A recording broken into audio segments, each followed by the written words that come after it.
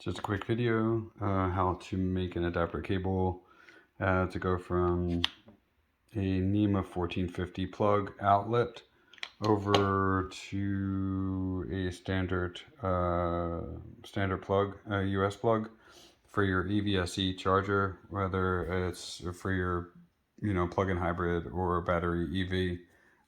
Either one is for the granny charger that comes with the car. I have a Volkswagen ID4. My car charges, or the EVSE is 10 amps max, and it gives my car about 3 miles per hour of a charge, which is obviously extremely slow. So by doing this and making the adapter, if you have the ability to charge off of a 220 volt line, is that it doubles the charge speed. So my car is going to go from 3 miles per hour to more than likely 6 and possibly 7. I don't know. I see the numbers go up and down depending on ambient temperature, battery temperature, etc., etc. So this is basically how you wire it. White and black go to either end, left and right. Ground goes to ground, which would normally go to anyway.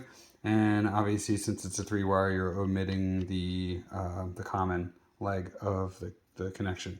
But that's it. I went overboard with mine. I got 12 3-wire.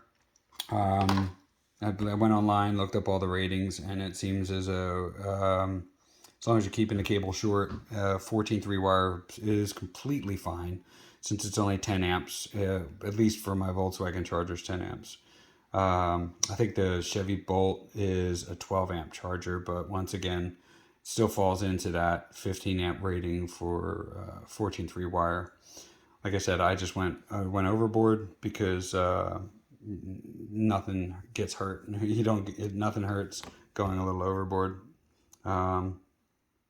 No real cost difference between a 14.3 and a 12.3, so that's it. Anyway, I hope this helps. Once again, just cut off the male end, splice it up, cut them back, screw them in, and close it up, and you got yourself an adapter for when you're traveling, or if you're just using it at home, for that matter. I have a Wallbox Pulsar Plus 40 amp EVSE, so for me this is for traveling and having other options on road trips. So that's it. Thanks for watching. And you got it plugged in with a big box. Screw it up.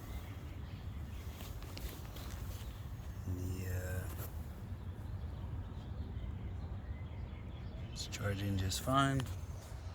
Run it out to the car, and we are looking at 7 miles per hour charge rate. It's pretty awesome. Through 110 outlet, it was only charging at 3 miles per hour. So that's the conversion.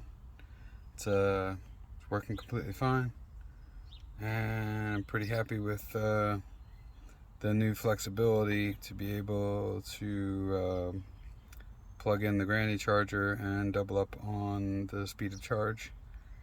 So there are apps out there like PlugShare where if you're on a road trip and you can't get to a regular charger and you're close by to one of these NEMA 1450s, this is definitely an option.